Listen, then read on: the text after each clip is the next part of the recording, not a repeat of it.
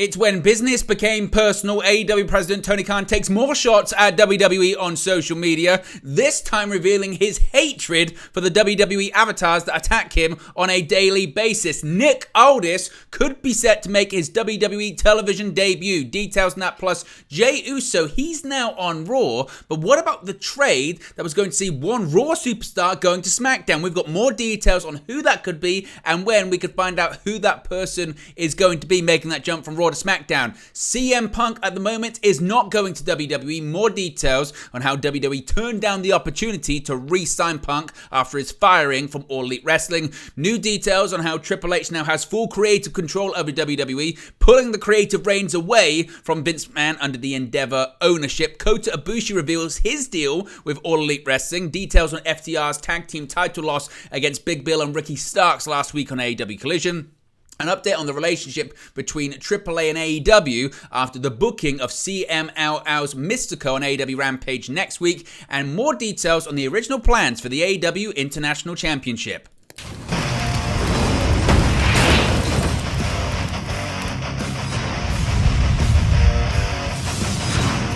Hey guys, welcome back to Wrestling News 365. Hope everyone is doing very well. As always, there are plenty of news stories to get into in the world of professional wrestling. So much to get into today, so let's get straight into the first story. Tony Khan, very active on social media this weekend. Friday came and Tony Khan once again was active on social media, taking shots at WWE and those that have attacked him on social media.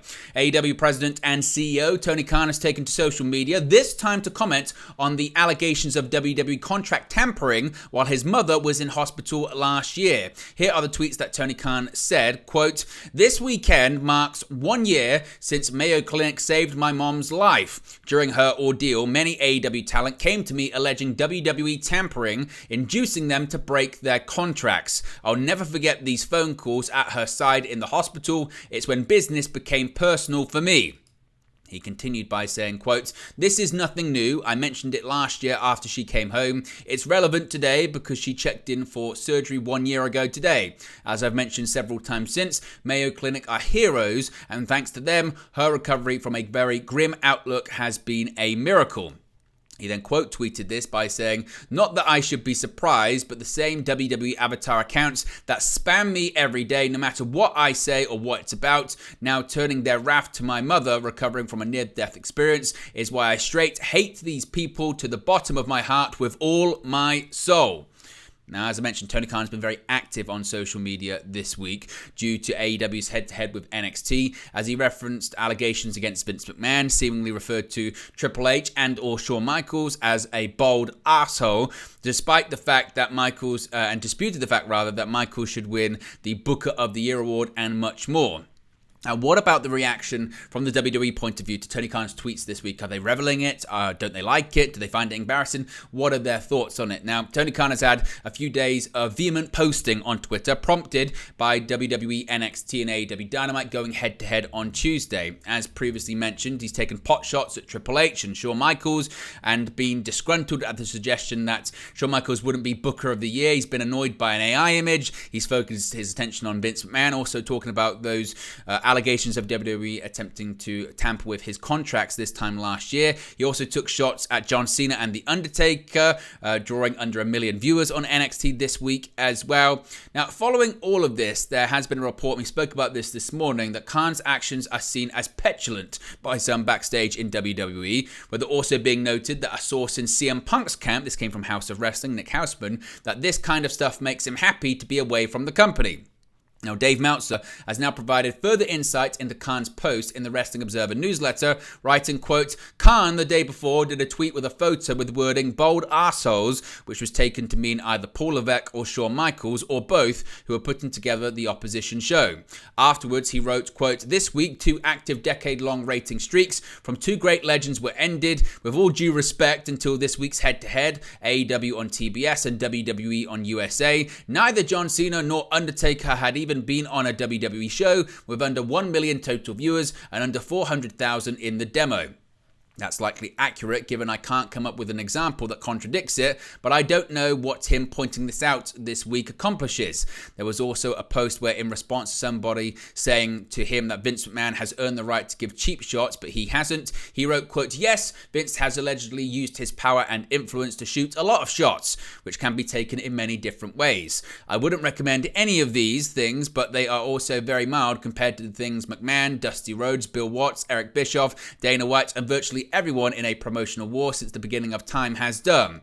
Khan noted that no million tweet was in response to endless people who tweet at him every Thursday after the show usually does the top 1 or 2 numbers of the previous night, but that's considered bad because they don't hit 1 million viewers. There was also a strategic message in posting, in the sense that the 1 million post came at the same time he released the Jay White versus Penta match for next week, with the idea that the post would lead to more engagement for the announcement of the match. Those in WWE did contact us very quickly after that post, with the idea that it was like they saw it as a declaration of war by still discussing the subject. Of course, that declaration really dates back to January 2019. Of course, January 2019 was when AEW really kicked into gear, with Cody Rhodes, the Young Bucks, and Kenny Omega all signing as wrestlers and EVPs with the company. But do you agree with the WWE sentiment of that? Do you see Khan's tweets this week as a declaration of war? Or do you see the latest tweets by Tony Khan once again of him struggling to let go with the fact that NXT defeated AEW Dynamite this week? Do you think Khan just needs to stop tweeting about WWE and taking pot shots? Is it a good look for AEW? Do you not really care that much? What are your thoughts on all of it? Let me know your thoughts in the comment section below. Now, a bit of spoilers ahead for tonight's SmackDown. The next 2 stories are going to involve a possibility of what could happen this evening. So if you want to skip ahead now, I'll give you 5 seconds to do so. 5, 4, 3, 2, 1. Let's start off talking about the former NWA World Heavyweight Champion Nick Aldis, who could be set to make his WWE television debut tonight live on SmackDown on the season premiere on Fox. Now, a major spoiler has emerged on WWE's plans for the debut of former NWA World Heavyweight Champion Nick Aldis. Now, as previously reported, Aldis is working as a producer in WWE, with the star making a handshake agreement with WWE after leaving Impact Wrestling in July of this year. While Aldis recently noted that he hasn't ruled out a return to the ring in the future, it has been unclear whether or not WWE had any plans to use him as an on-screen talent. While that may change tonight, because PW Insider is now reporting that Aldis is slated to make his official WWE TV debut on Fridays, that being today's October 13 edition of SmackDown on Fox. Per the report, Aldis will be an on-screen authority figure for the Blue brand moving forward. This would indicate that Aldis has officially signed with WWE, however, this has yet to be confirmed. Back in September, Aldis told Chris Van Vliet that his producer status with the WWE was very much a handshake situation. Of course, it's a stacked episode of SmackDown tonight. Roman Reigns is set to return to WWE television. Triple H will also be appearing. It's not yet confirmed whether or not Aldis will be introduced by Triple H tonight, or if Triple H's appearance is for something else. Also announced for the show are John Cena, the Brawling Brutes versus Pretty Deadly as well. If we get any more details on Nick Aldis, we'll let you know moving forward. And of course, once the appearance happens, we'll react to it in tomorrow's news video. Now, speaking of SmackDown tonight, Jey Uso. Details on Jey Uso, because his trade to Monday Night Raw from SmackDown led to a lot of speculation that we were going to be getting a big name coming from Raw to SmackDown. In fact, that's what was stated. Now, according to Sean Ross Sapp of Fightful Select, WWE has not forgotten about the Jey Uso trade. Fightful Select was told that not only is the Jey Uso trade still on their mind, but there are active plans to tie up that storyline, possibly as early as tonight on SmackDown on the season premiere on Fox. Now, it should be noted that anything can change, as plans often do, but that the trade will involve someone at least on Uso's level. In addition, of course, because Cody Rhodes and Jey Uso are the tag team champions, they can still appear on SmackDown. Now, Sean Ross Sapp has taken one thing further on social media, saying, quote, "Can confirm that as of Thursday, that being yesterday, WWE planned to reveal who would be traded for Jey Uso on SmackDown tonight." He's also stated that it's a main roster talent, not NXT. So, by all accounts, we're gonna find out tonight who is going to be the person traded for Jey Uso. Of course, Uso went from SmackDown to Raw. We're gonna find out tonight who's going from Raw to SmackDown. Let me know your thoughts, your predictions on this in the comment section below. Now, details on CM Punk and a WWE return that isn't happening, at least for now, with WWE turning down the opportunity to work with the former WWE champion again. Now, following numerous reports of Punk and WWE being in talks over a potential return to the company, it was reported earlier this week by Dave Meltzer on Wrestling Observer Radio that WWE had in fact turned CM Punk down at this time. Now, adding to this report in this week's edition of the Wrestling Observer newsletter, Meltzer provided some extra context on the decision-making process and whether there was any chance WWE's stance could change in the future. Meltzer writes, quote, "The stuff with CM Punk is a no for right now. It could change, but it's doubtful it will anytime soon unless business goes down or if there is a huge public outcry for him that hasn't happened. It's a Vince McMahon call and the others in charge are Levesque and Nick Khan, but in the end, they are doing what Vince McMahon wants. It was strong enough that company officials would be willing to say that they have no interest at this point and talks are dead right now. But I was also told not to close the door completely on it because it's wrestling, and of course WWE never say never." Even before the report suggested as such, many fans had been led to believe a Punk return could be happening based off suspected teasers on WWE programming made by WWE stars and commentators. This included one on the most recent episode of Monday Night Raw on October 9, when Shinsuke Nakamura hit a GTS on Ricochet. On the teasers and whether there are any merit to them, Meltzer writes, quote, "The teasers that have been out there like Nakamura doing the GTS are not an indication that he's coming back. As indicated by Meltzer, WWE are riding high with success in almost every conceivable metric right now, hot off the back of yet another record-breaking premium live event in Fastlane and NXT handily drawing more viewers than AEW Dynamite when the two went head-to-head on October 10. Therefore, the prevailing thoughts and theory right now is that WWE doesn't need CM Punk, rather CM Punk needs WWE." Now, there were rumors that CM Punk was in Orlando, Florida this week, and whenever anyone in the pro wrestling world is spotted in Orlando, naturally it leads to the discussion of, are they in Orlando, Florida to go to the WWE Performance Center? Well, Sean Ross Sapp of Fightful Select has confirmed that CM Punk was indeed in Orlando this week, but not at the WWE PC. PW Insider reported that readers let them know they spotted CM Punk in Orlando at Universal Studios. This was confirmed with Fightful. It was also confirmed that he has not been at the WWE Performance Center. Punk has a Cage Fury Fighting Championship show that he's set to do on commentary tonight in Tampa, Florida. Ace Steel was also seen with him. Steel now lives in Florida, and at one point before his firing, he was in talks to open a training facility with AEW there, so maybe that would explain the fact that, again, he's got contractual commitments. He's doing the commentary in Florida tonight, as well as having a friend living there. He's not there to be at the WWE Performance Center.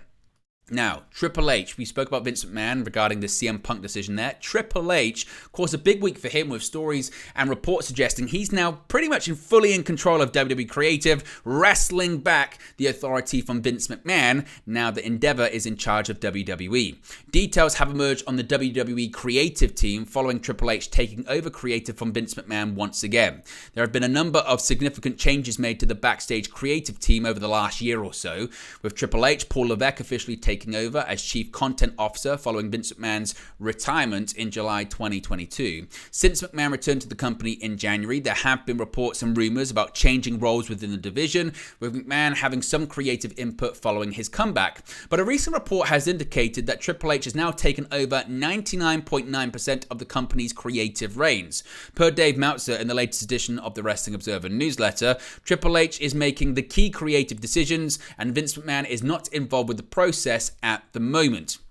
Meltzer writes, quote, "Regarding the creative process, right now Paul Levesque is the person in charge. He's the one making all the key decisions. Bruce Pritchard is a conduit between creative, talent relations, and talent services. Ed Koskey is the operations person who keeps the scripts flowing. At the moment, Vince McMahon is out of the creative process, but it was stressed to me the term, quote, at the moment. McMahon is still the person in charge of the company with the most power, but Levesque is running creative and Nick Khan is making the business moves. Of course, WWE now operates as part of TKO Group Holdings following its merger with the UFC earlier this year."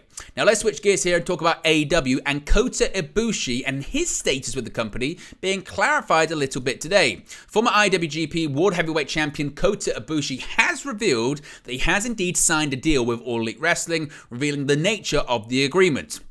Ibushi has wrestled several matches for AEW, making his in-ring debut for the promotion as part of the Elite side on the July 19 Blood and Guts bout on that edition of Dynamite. Since then, the ex-New Japan star has wrestled 2 more matches for the company, competing in a 6-man tag team bout at All In at London's Wembley Stadium and another 6-man bout at WrestleDream. Speaking with HD Subs in an interview translated from Japanese, Ibushi noted that he has had a deal with AEW since the day of his Blood and Guts appearance, revealing that he will be working a reduced schedule with AEW while living in Japan. He said, quote, "During the discussion, they asked me how we could come to a deal. I said, unless it has this, this, and this, unless it has these conditions, I don't want to sign a contract. I said, if we're just going to sign a contract, let's do it today. That was the hardcore match, double ring, cage, blood and guts on that day. That's the day we signed the contract. We had a verbal agreement. It has to be this way for me. I'm based in Japan and I will travel for the matches. Basically, I'm in Japan. I work in Japan. I will be active. I'll be free to do that other stuff. There are other things that make the contract even more flexible, like if I could appear for another promotion, that kind of thing is normal, like can I compete in another match? We talked about all those kinds of details. I still got the okay. Tell us anything you want. We'll listen to whatever you say. Reduce the number of matches a little bit more, because if I go too many times, my activities in Japan will be limited, so reduce the number of matches a little bit more. When I said that is okay too. It's the best deal."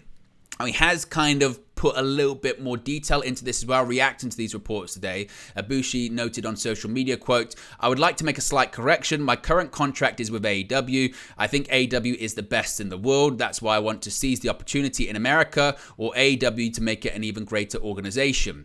Now, there was some more details he provided, because one fan said, quote, "I thought he was all elite. If he doesn't have a full-time contract, he isn't part of the company." He then responded to that, Kota Ibushi, by saying, quote, "Even if it's not full-time, my life is dedicated to AEW. I don't play matches in Japan. I'm here to attend gym and school. That's why pro wrestling is all about AEW." So Ibushi has noted he has signed a contract with AEW. It's for a limited number of matches, but it is his first priority. Now, FTR obviously dropped the AEW World Tag Team titles last weekend in a move that shocked many pro wrestling fans, and more details have emerged about this title change last week on Collision. Of course, during the show, Cash Wheeler and Dax Harwood defended their gold against Big Bill and Ricky Starks.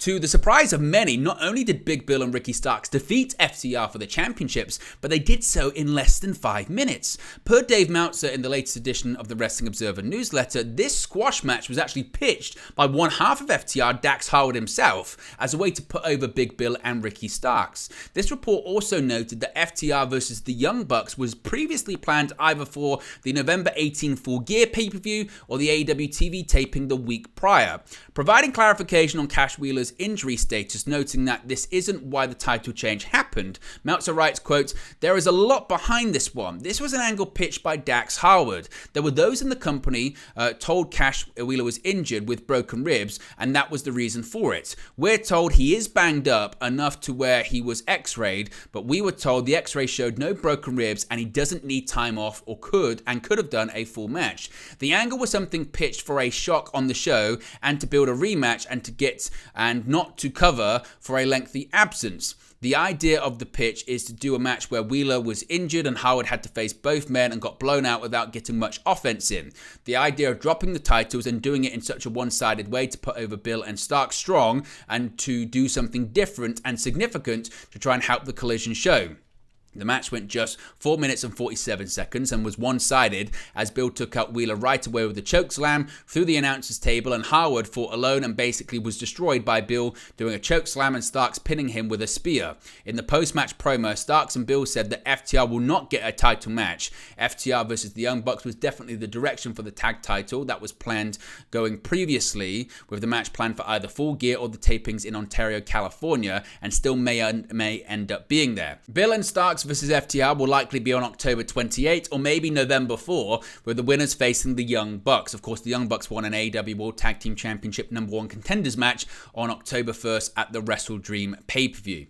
Now, many people were wondering about AEW's relationship with AAA after the news that they had booked CMLL's Mystico for next week's episode of AEW Rampage. CMLL's Mystico, formerly the original Sin Cara in WWE, faces New Japan's Rocky Romero on next week's episode of Rampage. The announcement for the October 20 episode was enough to get Bryan Danielson hinting at his hopes of a dream match with another CMLL star, Blue Panther. With AEW having a working relationship with AAA, Dave Meltzer has addressed the impact of using CMLL stars on AEW shows. Writing in the Wrestling Observer newsletter, Meltzer stated, quote, "Regarding how booking Mystico affects the relationship with AAA, from an AEW standpoint, it does not.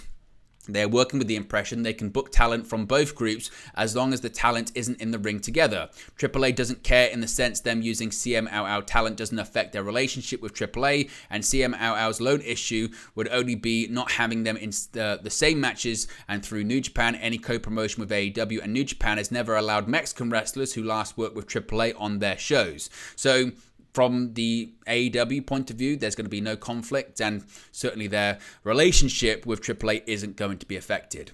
Finally, a bit of an update on the original plans for the AEW International Championship.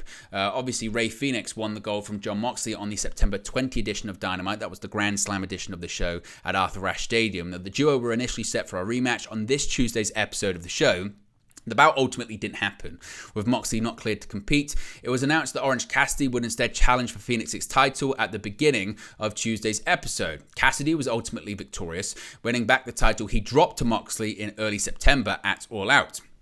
Per Dave Meltzer in the latest edition of the Wrestling Observer newsletter, AEW was hopeful that Moxley would be able to compete on Tuesday's show to win back the International Championship. Noting that Phoenix has also been working through injuries, Meltzer writes, quote, "Orange Cassidy beat Rey Fenix to win the International title. Phoenix had been working with a bad back or hip or both. The hope was to have Jon Moxley win the title from Phoenix and defend against Cassidy, likely on the pay-per-view. Unless plans change, that match would still happen, but with Cassidy as champion. With Cassidy now once again holding the gold, a title rematch against Jon Moxley is still possible." Of course, the duo notably fought in the main event of the All Out pay-per-view, with Moxley's title win ending Cassidy's 326-day stint with the gold.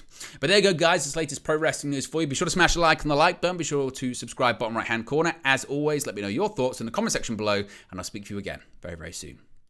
Hey guys, thank you for watching, listening, streaming, or however you come across this video today. Be sure to click on the video on the right there to watch our next video, or click the bottom there to subscribe, or the bottom right hand corner. Thank you very much, and I'll speak to you again very soon.